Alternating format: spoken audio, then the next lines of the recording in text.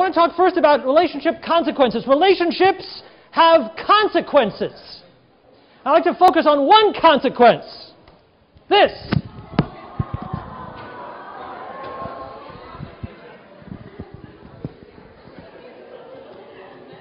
That is my son.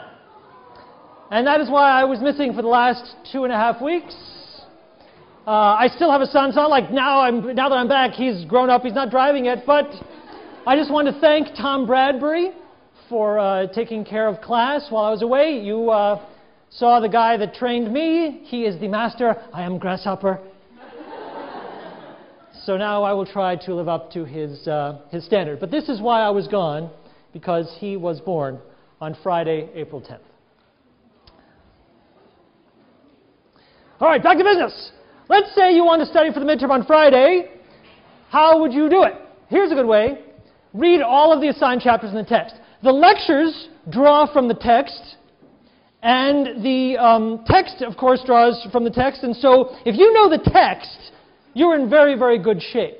My lectures and Tom's really drew a lot from the text. We wrote the text. We put everything in the text that we thought was important to know. So I strongly advise knowing the text. Now, what if there's something in the text that was never mentioned in lecture?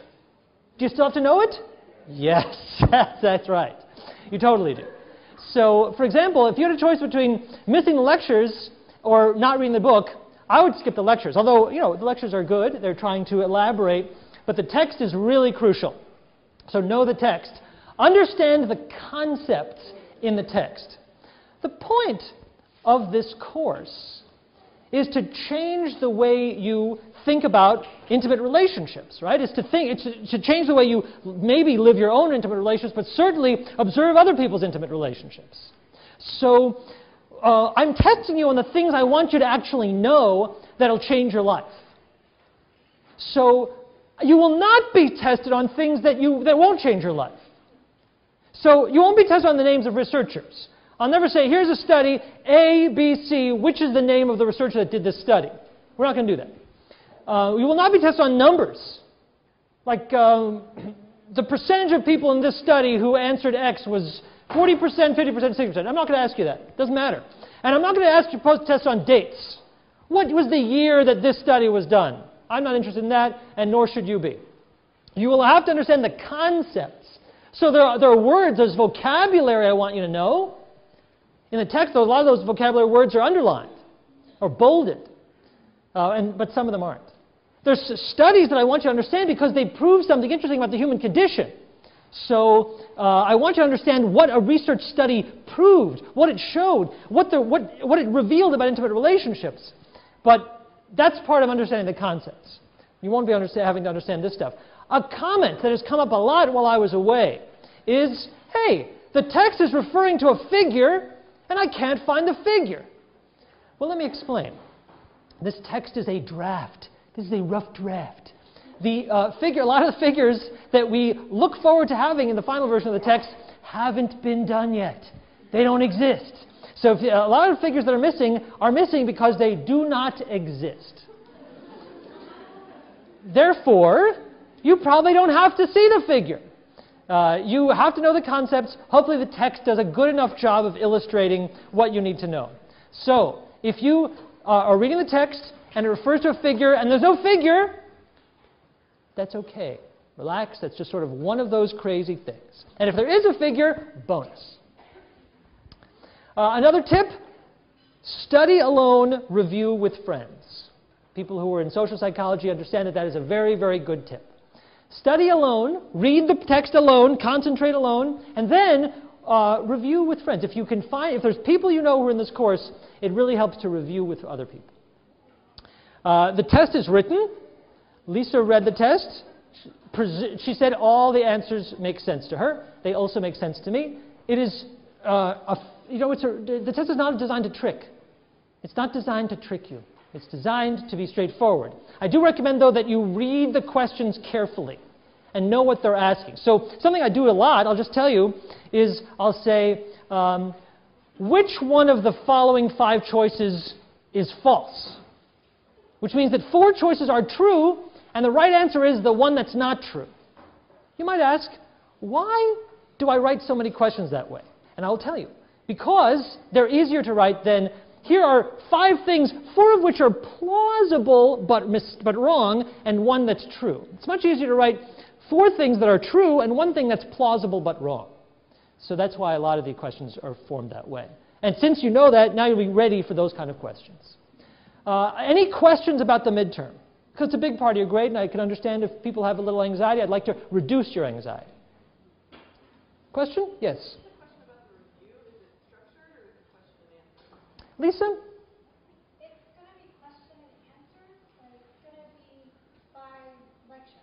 So Got it. if anybody have any questions about lecture 1, it's not going to be questions. Nice. Or by you might structure it by like lecture or chapters, and which is the same thing since they go together. Right. Question? What's your name? How many questions? Question, midterm, anyone know? 50. And the final? Also 50. Next week, at the beginning of lecture, I will talk about the paper. The paper that's due in between the 2 tests. But for now, let's not talk about the paper. Let's focus on the midterm. Question back? Will the review session be put online? Great question. No. They will not be recording the review session. So if you're here for the review session, that's awesome. And if you are watching at home, sorry. All right.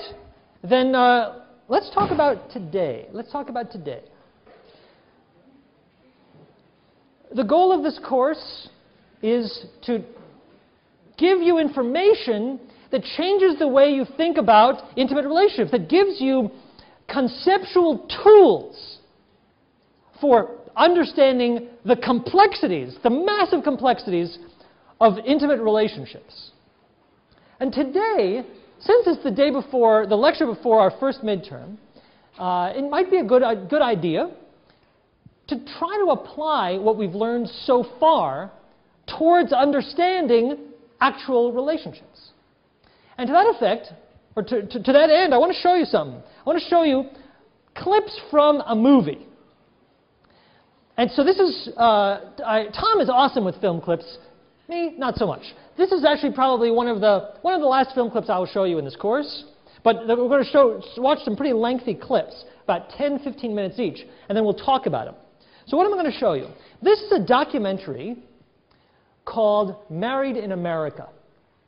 And it's directed by a guy named Michael Apted, who is very famous in Britain for directing a series of documentaries called the 7 Up series. Raise your hand if you're familiar with the 7 Up series. Oh, not that many of you? Oh, this is something for you to put in your Netflix queue. Here's what he did in Britain. Let me just tell you what he did in Britain. Okay, Michael Apted, who, by the way, also directed a couple of James Bond movies. So he's like directed a bunch of stuff. But he's going to, when he dies, the obituary will mention this, the 7 Up series. Here's what they did. They got footage. They did a documentary of 7-year-old kids in Britain. And then they do the same. They follow the same kids every 7 years. And right now, the last one is like 52 up. And you can actually get them all on DVD. So there's 7 up, 14 up, 21 up, 28 up. And like when I first started watching the movies, there was 28 up. That's the one I saw first. And now, of course, up to 52 up, which gives you a sense of time passing. The point being that he got an idea to do the same sort of thing in the United States, but instead of focused on like individuals growing up, he focused on marriage. And the question is, what happens to marital relationships? Well, that's highly relevant to our course. Our course is not only about marital relationships, it's about all sorts of intimate relationships, but marriages certainly count. And marriage is a highly impactful relationship for a lot of individuals. In fact, for many, it's the most impactful intimate relationship they'll have in their lifetime. So he did a series of movies. So far, he's done 2. Where he basically got 9 couples who were about to be married, and he filmed them a lot.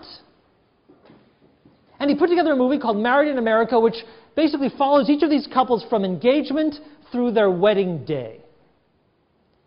And the goal of the project is to come back every 5 years and see how these couples are doing, to follow the course of their lives, to answer the question that is fundamentally the question of this course, which is, what happens to newlyweds? What happens to a couple, may not be newlyweds, who are together and happy, And then what happens? We know what they want. They tell us what they want. They want to stay happy. That's what I want. That's what you want. Well, who succeeds? Who fails? And what determines the difference? I'm not going to show you the whole film because it's lengthy, but I'll show you a couple of clips, and we'll see how many we have time for.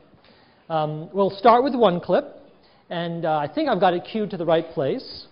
And it's a couple that you see that they're engaged, and it'll follow them through their wedding day. And it takes about 15 minutes. And then I'm going to stop it, and here are the questions I want you to think about while we're watching. I want you to think, how does the stuff we've talked about in this course apply to helping us understand these people and where they're coming from? So, for example, Tom talked about attraction. Well, do we see any of those principles at work here when they talk about how they got together and how they met? We talked about all these theories. We spent a whole week talking about 5 different theories of intimate relationships. Well, try it on as part of, this is almost part of reviewing for the midterm. Think about it. If you were an evolutionary psychologist, what would you have to say about these two? If you were a social learning theorist, what would you have to say about these two? What role does social exchange play? What role does attachment play? What role does the social ecology play? The goal, what I hope happens as you watch this, is 2 things. One is you'll say, wow, this is interesting. I continue to be fascinated by how relationships form. 2, I'm hoping you'll say, wow, this stuff really works. The stuff we've talked about in this course actually helps me, gives me insight into this couple that I wouldn't have otherwise had. That's the goal, at least. Let's see if we can make that happen. Let's watch the first clip. I want to go through at least 2. But let's watch the first clip, Cheryl and Neil. And let's see what we can learn from them. All right, we'll get back to Carol and Chuck in a moment. So that was Cheryl and... How's that? Better? Better? Better? All right, that was Cheryl and Neil. And if you're like me, and I can tell that you are, that you went through and you were thinking about the lectures from the first half of this course, and saying, wow, there it is, bang, bang, oh my goodness, oh that connects to this, that connects to this. What did you see? Anyone want to tell something that they saw that sort of related to something in the lecture? Tell me your name. Natalie. Nicely said. I thought of the same thing. Like, how do they meet? Proximity. Clearly, they just happen to be near each other, and so that was an initial necessary condition for them getting together. What's your name? Jacob. Jacob. She went over to his apartment and saw that they had similar books and movies. So we got proximity, check. We got similarity, check. The fact that he reads, she found, oh, that's very appealing. What else you got? Tell me your name. Wyatt. Wyatt, right.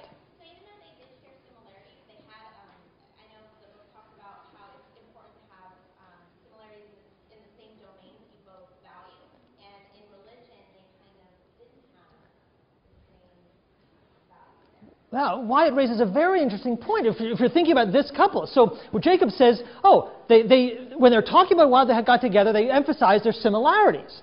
But Wyatt points out, well, to the extent that similarity really matters for a long-term relationship, there's also a major issue for them that where they're not similar, and that's religion. And we might say, oh, well, how is that going to play out over the course of these people's lives? What's your name? Brittany.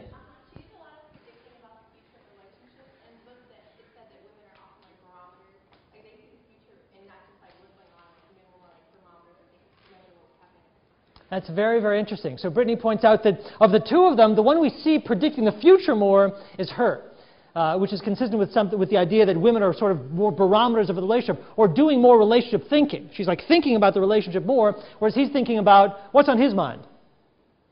Residency. Where is he going to get his residency? Absolutely. What else? Tell me your name. Melissa. She was the one that had like the laundry list of issues in the therapy. Okay. Absolutely. Consistent with this idea of gender differences, that of the 2 of them, the one that A, has the laundry list of issues, In other words, has thought enough about the relationship to have a laundry list of issues, and B, says, I'm making the time to talk about them, and where are you, is, of course, her and not him.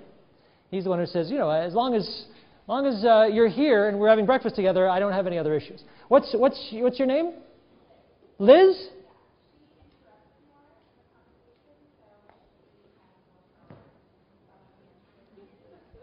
Okay, so Liz, for those of you watching back home, Liz in the back just said that she observed that she interrupted more. And so Liz interprets that to mean that she has more power in the relationship. Other people, that's an interesting idea. Of the two of them, who do you think has more power in the relationship? Do people agree with Liz? Yeah, the general consensus that they do. What gives Cheryl more power in this relationship? What's that? Money, did you say? Exactly.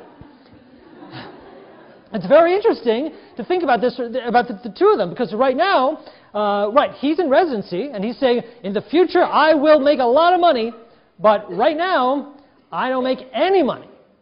So they're living together, right? Which means someone's paying rent, someone's paying electricity bills, and it looks like it's her.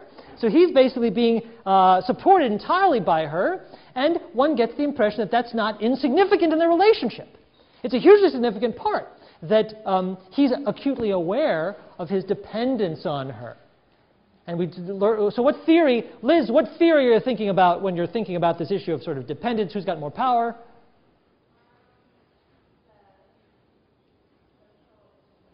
Perfect! Liz gets it right. She totally says social exchange theory, which is accurate. Other thoughts? Yes, what's your name? Brian. Of evolutionary theory.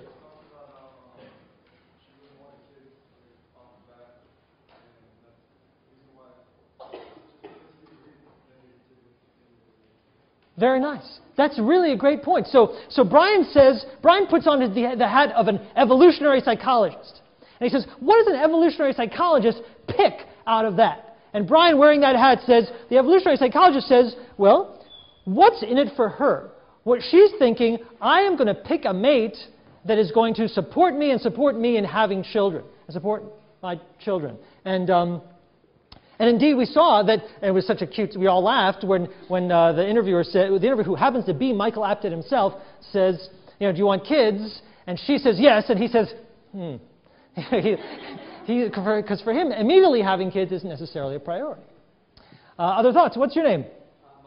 Micah, right. I'd just like to reinforce that also with the mother of the husband, who she seemed to be kind of distant on the fact that she was Jewish, but then she was totally accepting of the fact that the grandchildren have no color, so you see kind of a continuation of the gene. Wonderful. Micah makes a really great point that the mom, the mother-in-law, says to herself, well, I'm not that fond of my son. I mean, initially she's quite cool to her son's wife because, as Micah points out, the evolutionary psychologist, I'm not related to my son's wife. We got no genes in common. But when she imagines grandchildren, she says, oh, no, I'm going to love my grandchildren. Of course, that's where her genetic inheritance is. What's your name? Jordan. He seemed to have kind of like, his mother seemed to have a very dominant relationship over him, and it seemed like maybe like an attachment, like that would carry over his relationship with his wife. Is that fantastic, Jordan? Did you hear what Jordan just said? So Jordan now is putting on a different theory. What theory is she trying on? Attachment theory. So she's wearing that hat and she's saying, what does an attachment theorist point out? It says, attachment theorist says, we learn about intimacy from our relationship with our parents. And so what do we see in the video? We saw, how did he meet his wife? He met his wife where he had overslept. He comes to some meeting, and the woman that said, let me take care of you and guide you to where you need to be, you oversleeper, that's the woman he ends up proposing. Who else in his life might have also said, you know, Neil, come on, little guy, we got to get to school. I mean, like, what was romantic about that for him? Tell me your name again? David, right. I think one of Cheryl's family members was saying how she would like yell or be kind of difficult, and the text said in the personality and individual differences section that that's not necessarily the strongest predictor of the people that it does. Absolutely. It's really, really true. So that she has this, well, what's interesting is that no one can agree on her personality. Her mom says that she's a yeller, but then she says, well, maybe she's not a yeller now. So there's a sense that how her personality manifests is affected by who she's with. Wyatt. I think that also with the gender differences, Liz mentioned that Cheryl interrupted more, but studies have shown that generally men interrupt more than women, and so I think that was kind of illustrating that that cultural, like whatever roles were allowed to play, he kind of fit those roles versus biologically. It's a very good point, Wyatt. On average, when men and women are videotaped talking to each other, men interrupt more. But a lot of research on that has shown, I don't know if Tom talked about this, that if you actually pull people, if you put men and women together but you change the power, you actually put women in a position of power, that you can flip that difference. It turns out that whoever's in the more powerful position tends to interrupt more. A lot of time that is men, but when it's women, women interrupt just as much as men do. Was there, Luke? Yeah, I guess if I was like the wife, she's not really seeing it from, I guess, the socio-ecological perspective of she's married to a budding doctor. I mean, that's just part of life if you're married to a doctor, is that he's not going to be able to be there all the time for the kids or for everything else that she wants. Luke points out, now Luke wears a different theory. So Luke puts on the social ecologist hat. By the way, I don't know what hat I'm talking about, but I'm... So Luke puts on that social ecologist hat where he says, oh, look, how is this family, this budding new family, affected by circumstances outside of them? Well, let's list it. What are the circumstances outside of this family that affect them? And number one that Luke points out is that he got a job that requires serious hours. And the last thing that they say is, while we're watching video of them dancing on chairs, we hear her say, I am resigning myself to the fact that he won't be available. That's pretty significant. I mean, think of how that affects their relationship. So then they're in therapy, and she's saying, you know, I want to talk about all these issues, and you're too tired. Now, why is he too tired? Is it because he's a guy and he doesn't care to talk about these issues? Is it because he doesn't care enough about her to talk about her issues?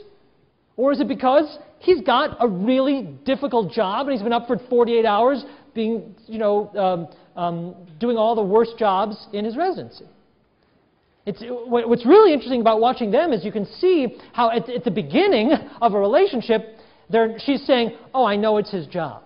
But you can imagine that, I don't know what's going to happen to them in the future, but you can imagine that in the future, it might be harder for her to remember that it's the job that means that makes him difficult to talk to about difficult issues, or reluctant to talk about difficult issues.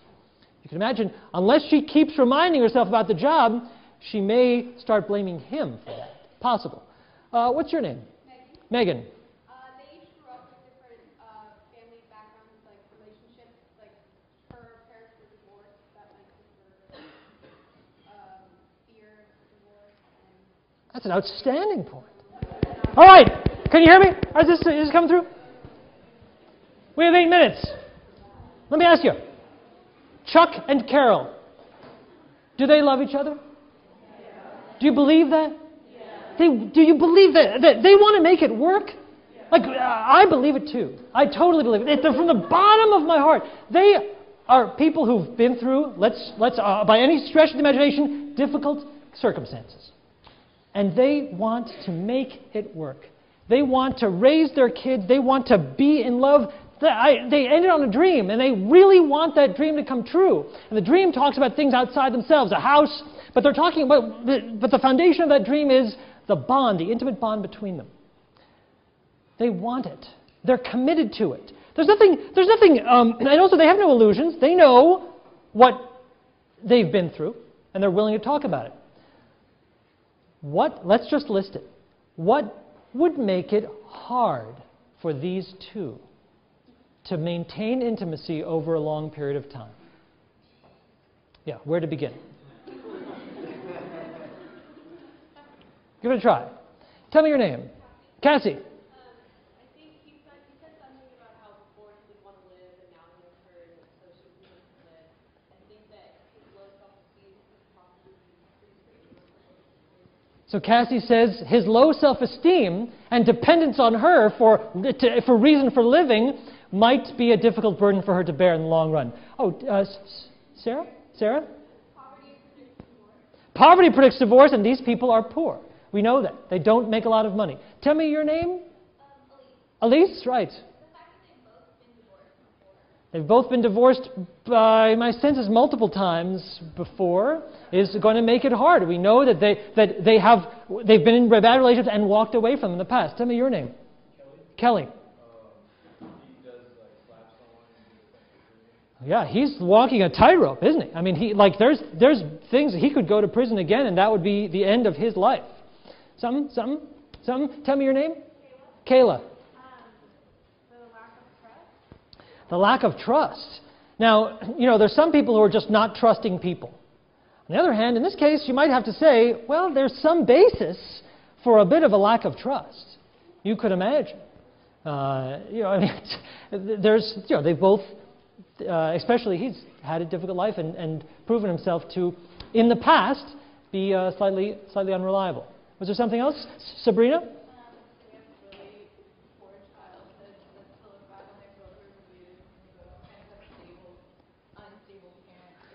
Absolutely. Put on your attachment theory hat. Absolutely. They both come from difficult childhoods. Even though his parents didn't divorce, they clearly, it sounds like there wasn't a lot of love. He didn't hear a lot of expressions of love. And she, of course, was abused as a child. So they know. It's interesting. He says, I know what not to do. But that's not the same as knowing what to do. Having a model of what not to do doesn't help you resist that model if that's the only model you've got. Was it Megan? Yes. Like he has two strikes, like Helen was saying. If anything, if he should ever do anything to her, she might not want to report it. Oh, that's so interesting, Megan. Is that for her, if she cares about him at all, there's a powerful disincentive to report him because she knows that he would be sent away for life. And she's like, well, I'm mad at him, but am I willing to send him away for life? Oh, that's a really good point. Now, here's an interesting thing. Michael Apted, the director, you can hear him with his upper crust British accent asking, what did your parents teach you not to do? They ask him. And he says, okay, what did I learn? What did I learn from my parents? What did he learn? Do you remember what he learned? Don't call names. Don't hit. Don't raise your voice. Don't degrade. Any arguments with that advice? That's great advice. That's terrific. That's social learning theory in a nutshell, right? Hey, if you know those things, then you've got the relationship skills. Here's your diploma. Go forth. What's the problem? Problem is, it's not enough to know that those things are good. Hey, I know those things are good too. We all know those things are good. Everyone knows them. Even a guy who's been in prison twice and is a registered sex offender knows, oh, it's not good to hit intimate partners. But he still did it. It's not good to degrade. And also, I don't think he feels particularly good about cheating on his prior partners. None of that's good. You know it. The question we ask in this course, or one question that we should ask in this course, and maybe we don't know, we haven't answered it yet, is why is it hard? Why is it so hard to do what we all know is the right thing to do? They know what the right thing to do is. The right thing to do is to love the heck out of each other forever and to love their kids. But we're already using what we've learned so far in this course about individual differences, about the different theoretical perspectives, to identify for ourselves, wow, wanting it, believing in it. That may not be enough.